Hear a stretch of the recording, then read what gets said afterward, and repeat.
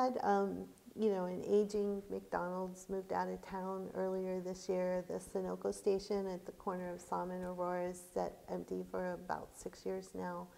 What, you know, what would you like to see come into those areas? How would you like to see those empty lots now developed and some of the more aging portions of the business district? How would you like to see that developed?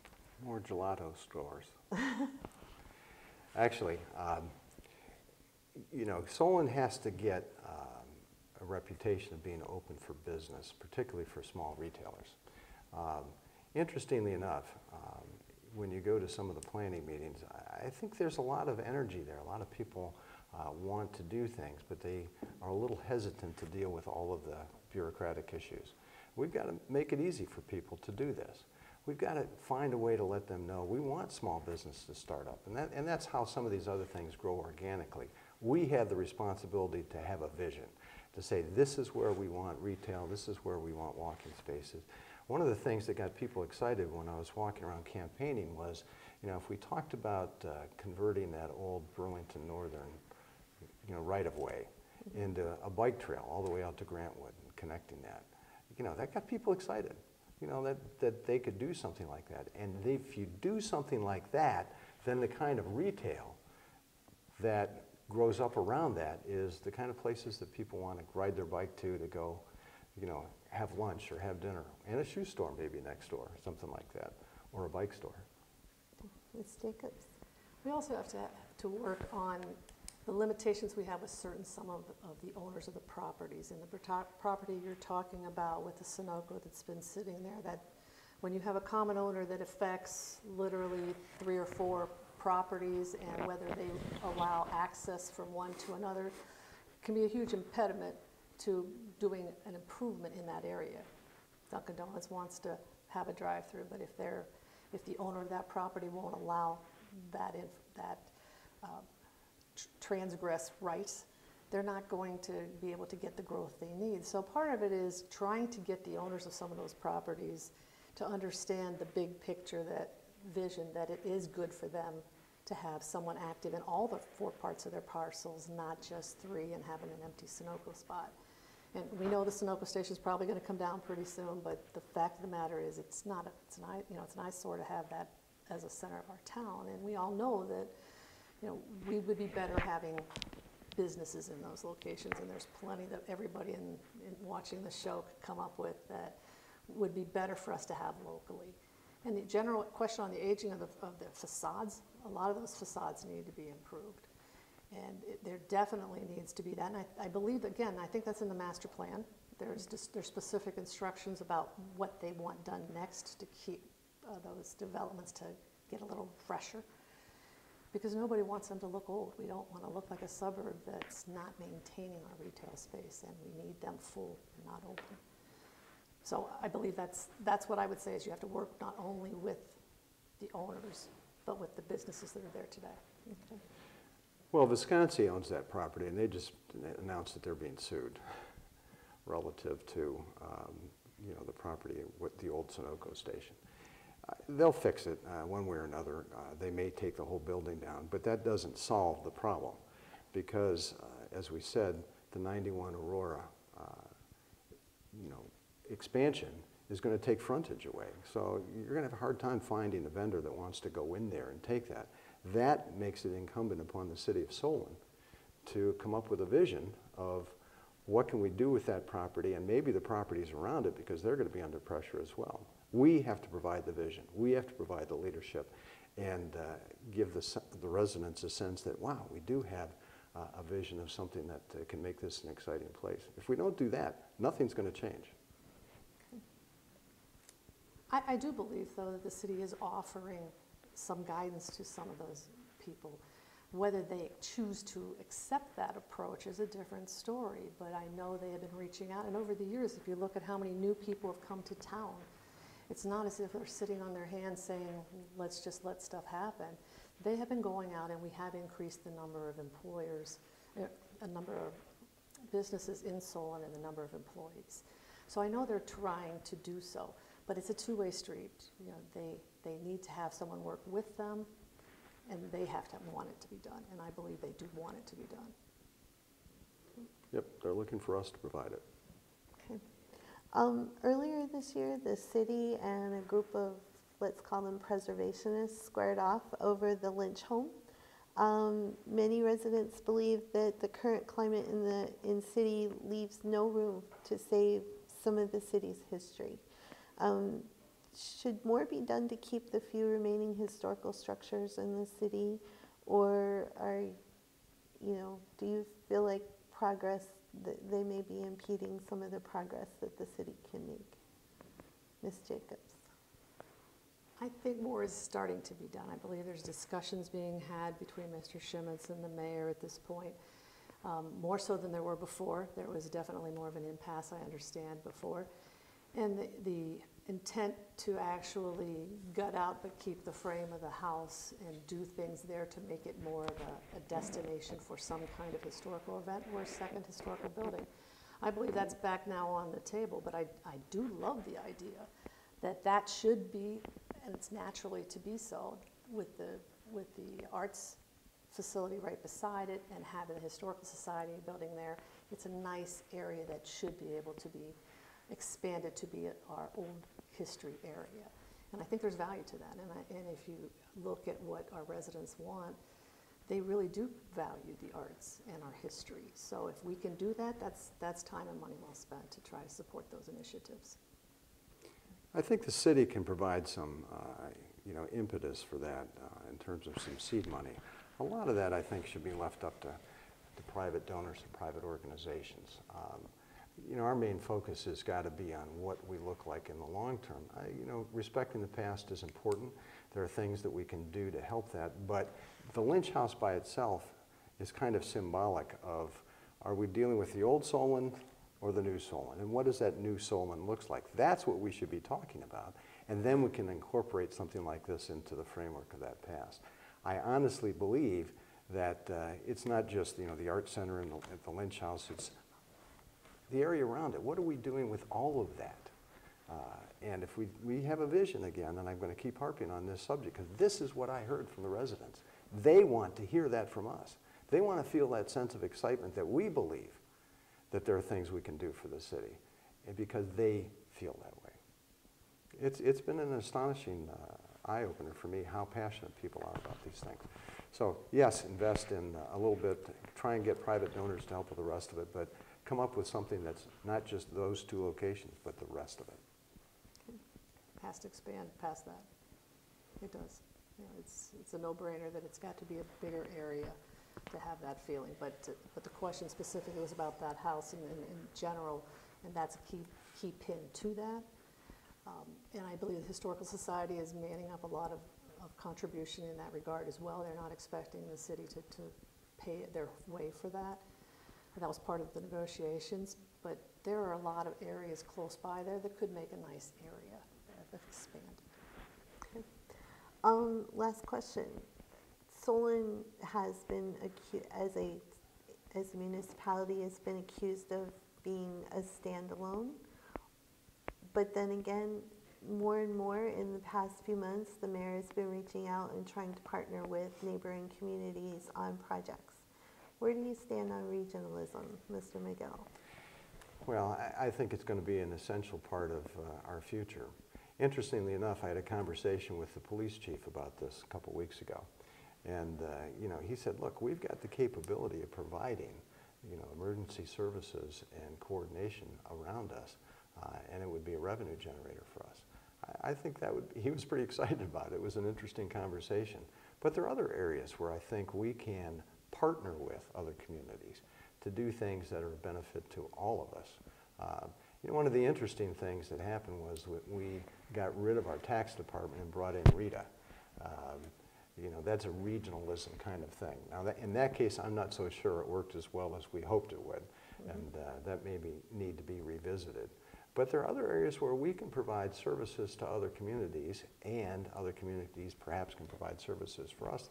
That's a benefit. I think we're going to have a lot of discussion relative to that, as long as we maintain the uniqueness of Solon and what it is, then those other things become possible and important. Yes, Rachel? I think the regionalization approach that we're taking and is actually pretty good because it's making sure that that all of our residents who are paying and used to a standard of service are not going to go backwards as a result of any regionalism that they're looking at. Again, I spoke to Chief Island as well, and I'm aware of the shared services from whether it's the Shaker and the Twinsburg sharing the JO and the revenue generation, and that's great when you can take a fixed asset and get more use out of it and save money and generate money. That's a good example.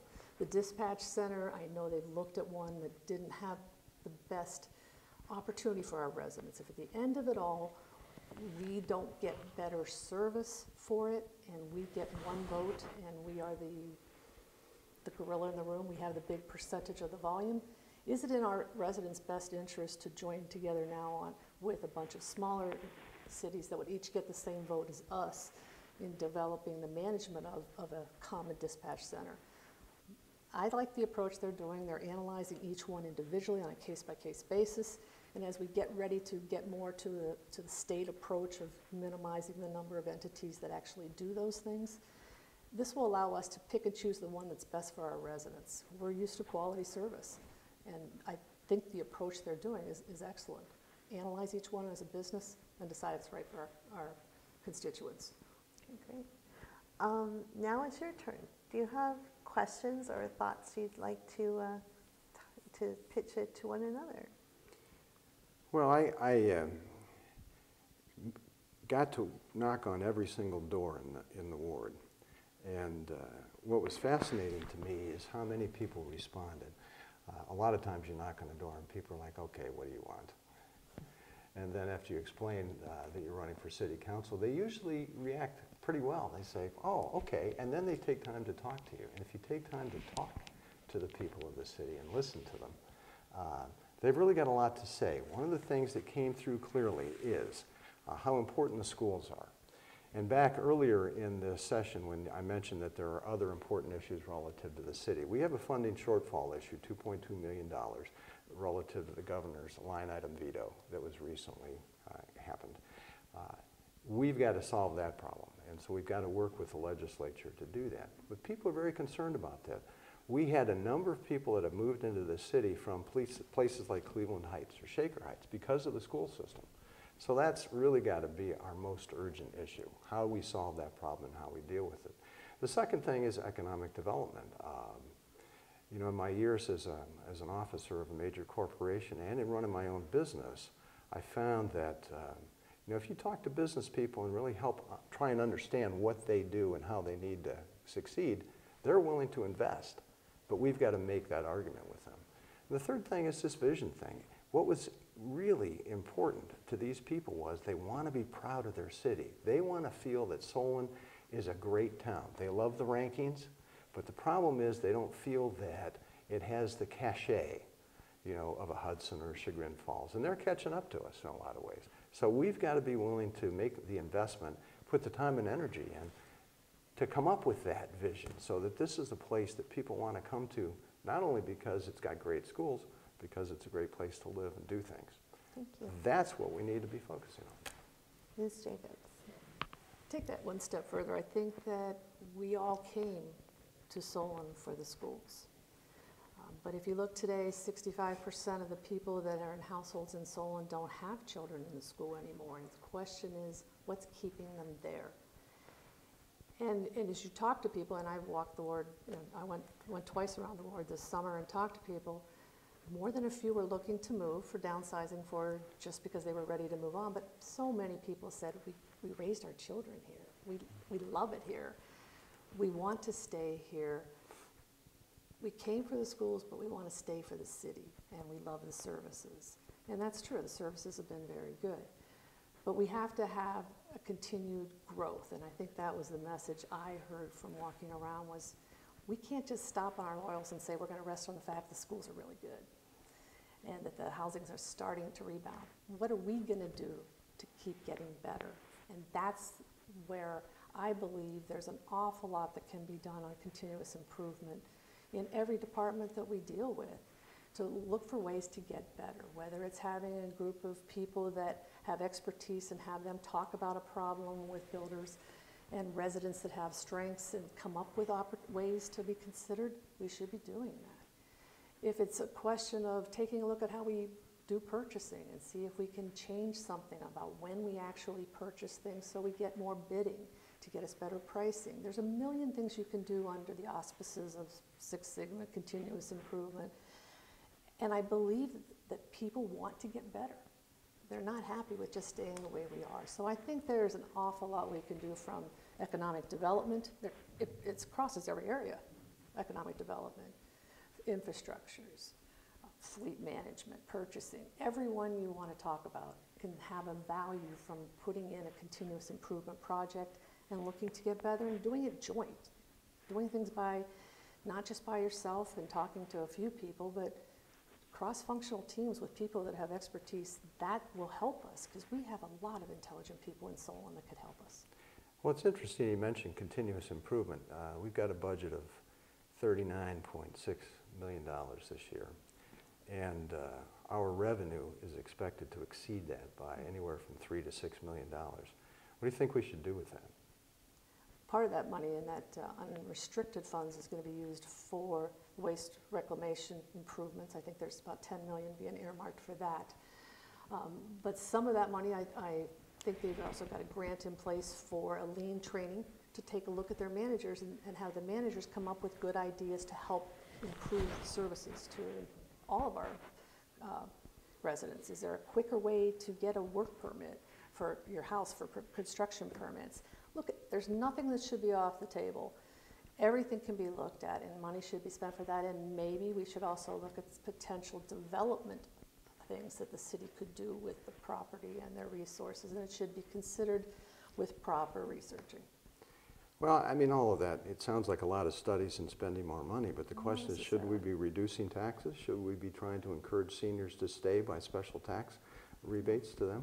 Well, actually, we're doing the first one is what's planned, the reduction in the sewage minimums. 2,300 residents are going to get the benefit of that $100,000 savings, because instead of them having to pay a minimum amount when they're not using this, they're starting to give that money. But if you look at the grand total of unrestricted money in the dollars, part of this is in preparation money for the Cadillac taxes that are going to start hitting the city further down the road, and that will be dependent upon the negotiations that happen with the unions, how much money is actually going to be available of that funds. Yeah, that's next year. It's further than that. But the question is, you know, we have a surplus, and our budget stabilization fund is really pretty sizable. You know, shouldn't we be giving some of that back to the residents? The net unrestricted is going to be around 20 million in the unrestricted fund. The Solon Schools unrestricted is a little over 30, or it's about 27 million unrestricted. There's a minimum amount that you need to keep, and I don't know that we're over that level at this point.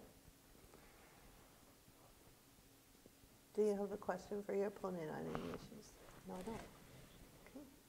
Well, thank you for joining us. Remember to vote on November 3rd, and this debate will be posted on cleveland.com shortly, so you have a chance to review it. Thank you for joining us. Good night.